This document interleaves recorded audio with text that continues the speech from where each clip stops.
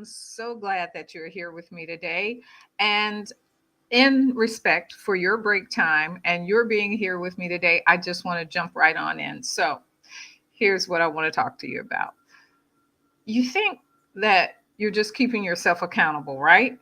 And you call it accountability. We all call it accountability. We have accountability partners, and we want to make sure that we're always on task, right?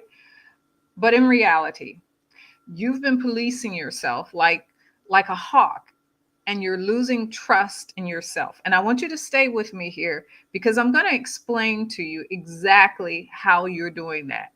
And the lie that sometimes that we feed ourselves. So, for example, you rewrite a text message 3 times so that it sounds right and you know you're not offending anyone or nothing wrong is being done here, right?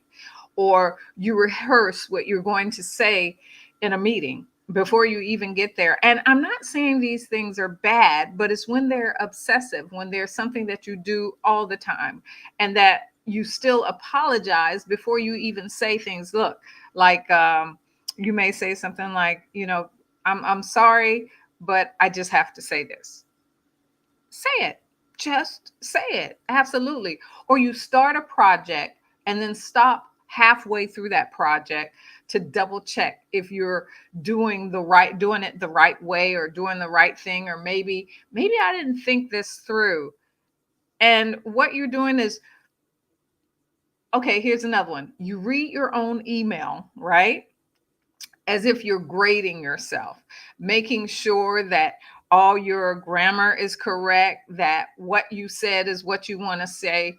So here's my question to you. When did you stop trusting your own first instinct? Right? When did you stop trusting that about yourself? And so what you're doing is you're living under a spotlight that you can't turn off. You feel like you're always on, that you always have to be perfect, except the problem is you're the one that's holding that switch. You can turn it off. You do have that ability. And what happens is self surveillance actually triggers the same stress response that external judgment does.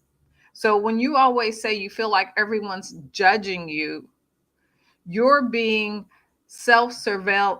you're living in self-surveillance. You're constantly surveying everything you do, everything you say is putting you in that same feeling, in that same way.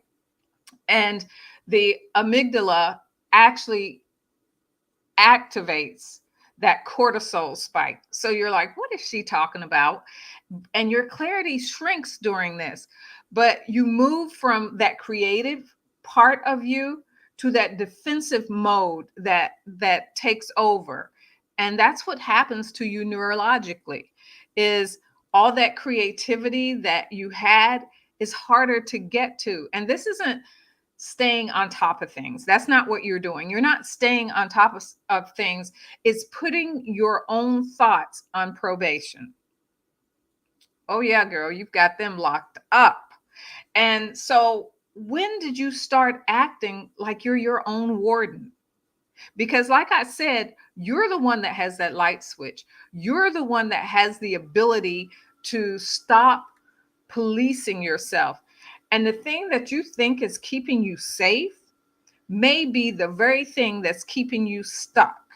So let me break down what self policing actually looks like, because it shows up in more ways than one. And I want you, what I want you to do is to be aware of it so that when it starts sneaking in, when it starts being a part of how you live or a part of how you function throughout the day, I want you to be able to catch it. I want you to catch it right up front and fast. But first, let me tell you this. When's the last time that you caught yourself double checking something that you already knew was fine? And that's something like an email, a text, a decision that you've made. When's the last time? Oh, I know when the last time was for me. And don't think just because you've gotten good at this and you've been able to recognize it that it won't creep up again and again. And so what I want to do is show you the difference between healthy discernment and self surveillance so that you could pick this out. And there are different stages of it. And there's the early to the late stage. And I want to walk through each one of these stages so that you'll be able to pick them out. You'll be able to identify them and catch yourself sooner. And so, one of the first one is to, what do I say? The first thing I want you to do is I want you to recognize when you're losing that self trust. And what almost makes it undetectable is that you've been doing it so long. You've been operating in this space so long that you've started actually calling it discernment. And you heard me talk about discernment just briefly a minute ago. And we're talking about healthy discernment. And so, discernment, mindfulness, professionalism, all that, they're all good things. They are good things that your motive is in alignment. And that's the key thing there, that your motive is in alignment with who you are. But when your motive shifts to proving, to protecting, or avoiding mistakes, that's when you're putting those handcuffs on yourself. That's when you're putting yourself on lockdown and you have those self handcuffs. And so the difference between discernment and policing is, what did I say? I mean, this is a test. Go ahead and put it in the comments if you know. It's the motive. And most people never stop long enough to check their motive. They just operate off of feelings. I'm not going to say emotions, but feelings. And so I did tell you about the three stages. And stage one is that subtle drift. That's your early stage. And that's when you really want to catch this. And that's double checking your words in an email before you actually send it, or replaying a conversation to make sure it came out right, that there was no way that you offended anyone, or even quietly asking a trusted friend, does this make sense? Did that make sense to you? Did I say that where you understand it? And so it feels like being thoughtful and being cautious and being professional. But in reality, what it is you're already shifting trust away from yourself. Yes, it is good to do these things on a low level. But when they become obsessive, when you keep doing these things, when you start second guessing yourself, then that puts up your red flag. And so that brings us to stage two. Now, stage two is that constant audit. And this is your mid stage. And that's asking not just one or two people, but asking multiple people the same question to compare their answers. You ask this friend. In fact, sometimes I truly believe that when you're doing this, you're asking these people because you're looking for the answer that validates what you want. And so the other thing you do is you start softening your words so that no one could possibly take offense. You know, you don't want anyone to feel like you're calling them anything or you're saying they're this way. And so you really police how you say this, and you water down what you're trying to say, and to some point or some sense it makes no sense because you've watered it down so much. And then the other thing is editing your ideas before they're even out of your mouth. And I understand being aware and making sure that you don't say anything that you have to pull back later. But what this feels like is that you feel responsible for everything. that you have to make sure everybody feels a certain way. It's about not wanting to get it wrong, right? It's even more to some point about yourself. You want to be perfect. You don't want to get it wrong. But in reality, again, you're starting to believe others see the path clearer than you do. You're thinking they can see something better than you can. And then the third, and we're all starting to do this to some extent, is the erosion stage, the late stage. And it's where AI becomes your gut check. It's when Google becomes your green light. It's the group chat that becomes your conscience. It's checking with AI before you make the next decision in your business. It's checking with Google before you ask a question, or making sure that you're saying something right. And I'm just being thorough here, is what you're thinking. I'm just making sure that I'm getting everything right, that I've checked all the things, that I've did my research so that I can get through this. And again, what you're doing is you're outsourcing your decision making. You're outsourcing it entirely now to this point, and your knowing is now a draft for approval. How many times with AI have you written something and said what you want it to say, and then you give it to AI and AI puts it another way, and they add in things that you normally wouldn't even say, or that doesn't reflect who you are, but you leave it anyway because you think, well, it knows better. Wrong answer. And so the cost of this is, and the problem with this is that people can smell it a mile away. And I always say it's just like being on a horse. I have issues with horses because they don't like me, I don't think. And so a horse can smell fear. And that's what I think was really happening every time that I got on a horse.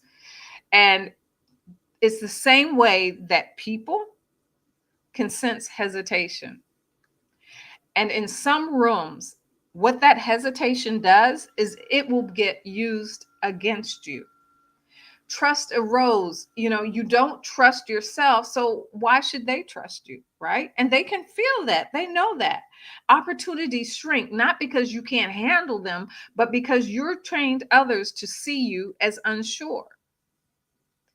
And this is where acceptance comes in, not that soft, oh, they accept me, but I'm talking deep acceptance. And you have to be willing to say that this is happening. This is what I'm doing. This is what's really going on here. And I'm already leaning away from my own clarity. And I see that.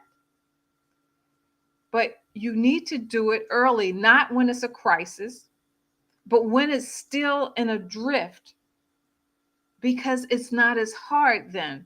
And because catching it where here is when you catch it in a drift, it's the only way from keeping it becoming a part of you. Remember how we talk about habits, right? And when you have a habit, what happens is it happens, and the more you do it, the more it becomes ingrained, and the harder it is to break this. And so what you're doing is, when you don't catch it early, is you're creating a hard habit. And behavioral psychology has a name for this, and it's called externalized decision dependency. Because what you're doing is you're depending on others to validate what you think you know. And when the brain is overloaded with all this input, the prefrontal cortex, your decision making headquarters there, it gets tired. It's just like you hitting on your computer mouse all the time, trying to make it go faster, and it doesn't really make it go faster. It just locks it up. And that's what you're doing. And when it's tired, it will happily hand the decision to anyone or anything that feels like it knows more.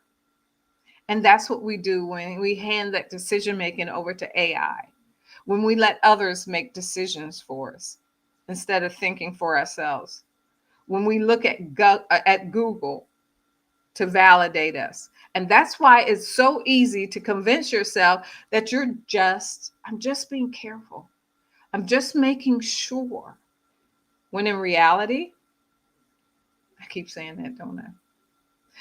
You stop trusting your own mind. And that's what's really happening. So here's what I want to ask you. If you caught yourself in stage one, remember the drift when it just starts. If you caught yourself in stage one today, would you be willing to admit it before it became stage three? I would hope so. And if you're honest, would you say you lean more towards true discernment? Remember, the motive is important here, or towards policing yourself? And how can you tell the difference in your own life? Look, I want to share with you what happened with me just last week, because I shared with you the fact that we don't always get over these things. And so for me, I was walking out of the room the other day, out of the house the other day, and I went to grab something from the porch and I shut the door behind me. And a minute later, I turned around and I asked my husband, did you hear the door click? And he looked at me. He says, what do you mean? I mean, click, like the door was closed hard enough, because I have this thing about closing, making sure the door is closed tight. And that way, you know, it's locked and no one can get in after you. And so I asked him, did you hear it click? Did you hear that click? And he looked at me and he looked at me with a puzzled look on his face. And he said, why are you always second guessing yourself? And here's the thing. I knew that I had shut it. Here, I knew.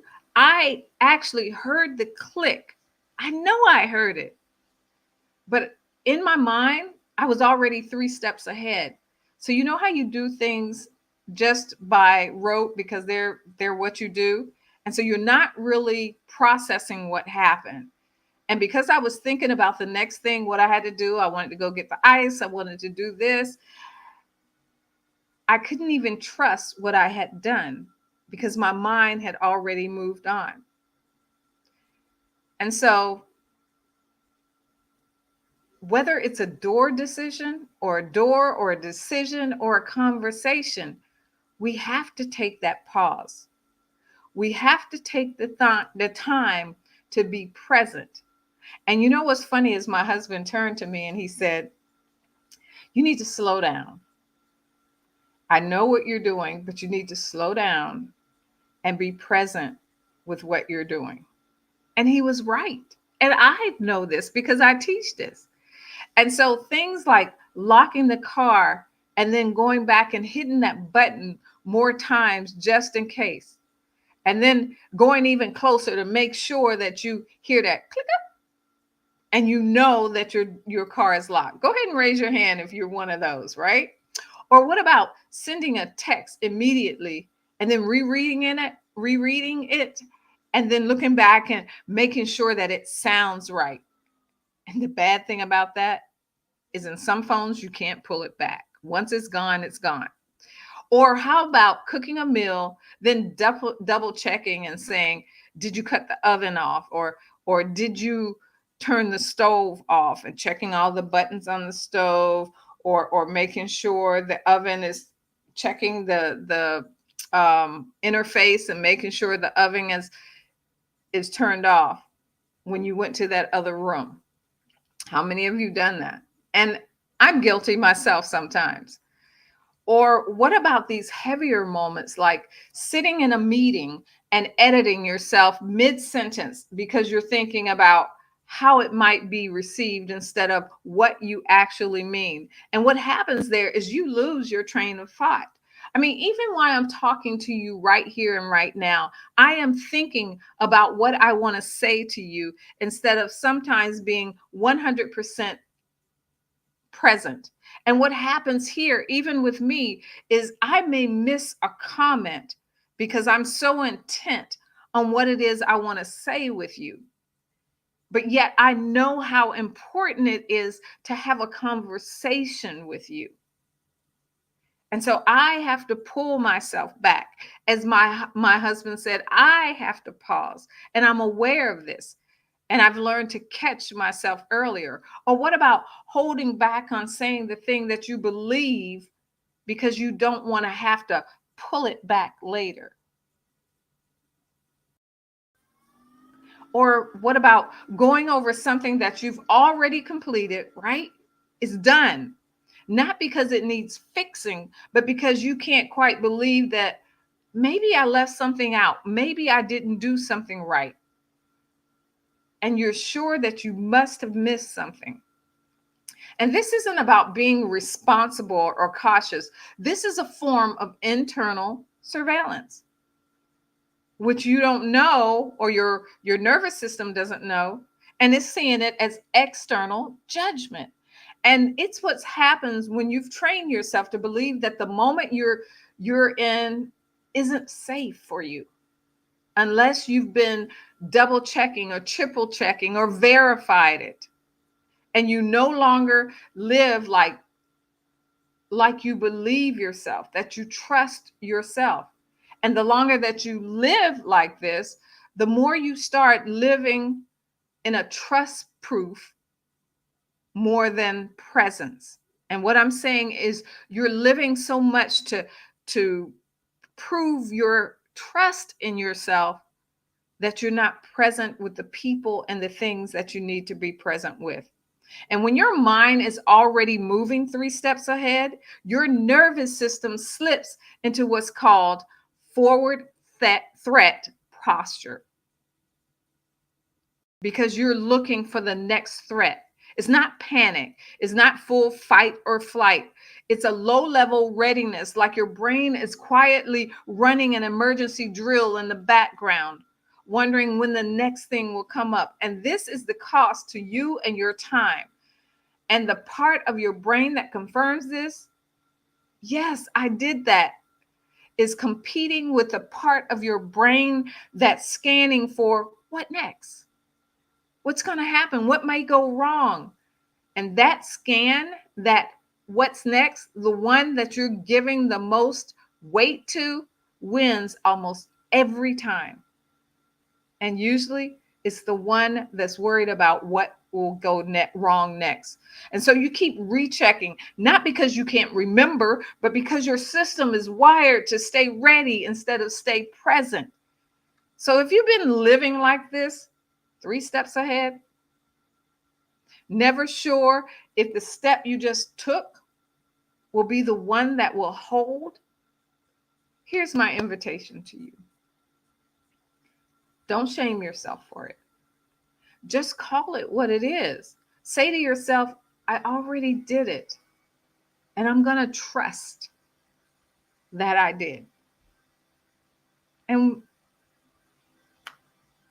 say in your mind, know in your mind what's the worst that could happen and be able to let that go.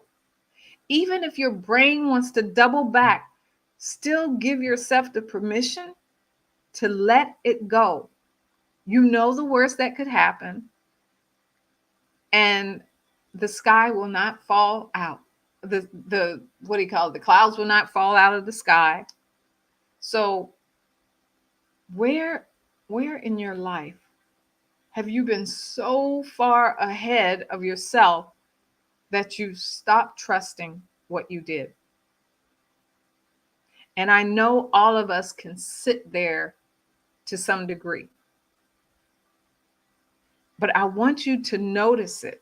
I want you to not fix it this week or not at all at once. And I want you to know that it will come back again and again. But I want you to start noticing. It's like anything else. When we have that awareness, when we start noticing it, we can stop it sooner.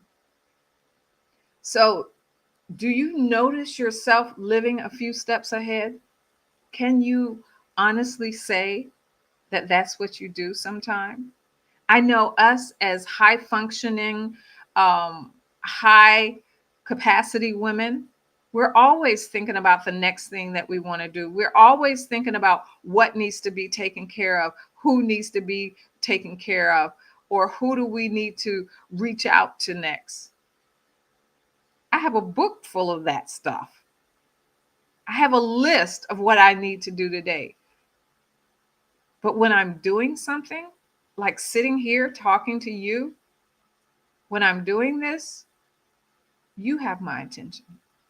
It doesn't matter what I have to do after this live because you require my attention. It doesn't matter what I need to do at 3 o'clock today. I'll take care of that then because you need my attention. And it's like your mind is already to the next thing. But my mind right now is here with you. So even when you've been doing this work for a while, I told you, it's not like this pattern disappears forever. It's sneaky and it's easy to slip back into without even realizing it. So I want to share with you how you can start recognizing it yourself. And this is what I do myself. So you feel yourself starting to scan, recheck, or over verify. And what I say is you mentally stop. For me, I take it a step further. I tell myself, girl, stop. Just stop. One of the things you can do is physically change your position. I mean, literally turn your body or go for a walk or get out of the room. But whatever you need to do to remove yourself from the situation. Kind of reminds me of my grandbaby and when she's getting ready to have a fit about something, I will lift her up and gently remove her. That allows your brain to take that break and for you to remove yourself from the situation so your mind and your body actually get that message together. And it's not passive awareness. It's an active interrupt. And the reason this matters is if you don't make it physical, your brain will default back into the loop before you even realize that it's happening. But when you physically do that, that takes a little bit more time, right? And that gives you the ability to do that, to interrupt. And it might be for you stepping back from the screen, putting your phone on silent, turning it over. It may be closing a notebook or even saying out loud, that's enough for now. But it has to be a deliberate action. And this isn't about fixing it once and never facing it again, because that's not going to happen. I have reiterated that several times during this conversation. But what it's about is about accepting that you'll need to catch it. And that catching it sooner is still progress. And you'll start learning that you don't have to catch it as often. It's not just sooner, but the amount of times that it continues to show up also lessens. So if you could start rebuilding your self-trust starting tonight, starting today, tonight, when you get home, what's the very first thing that you do different tomorrow morning? I would love to hear what's the very first thing that you do different tomorrow morning. Trust in relationships is earned over time through proof of action, how we treat them, through respect, through love. And this is a relationship with yourself. And so it's no different. You have to build that trust over time. And when you allow others to come into that special sacred space, you are allowing them the ability to erode it as well. But once you have unshakable trust because of consistency, because you showed up for yourself, that you had your back, and you honored your word, it becomes unshakable. Well, what's happened is somewhere along the way, through contradictions, through patterns, or distractions, that trust began to erode.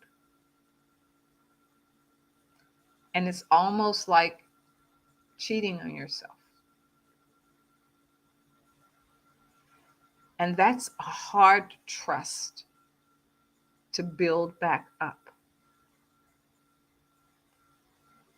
because it leaves a crack. Listen, the good news is that trust can be rebuilt. Remember?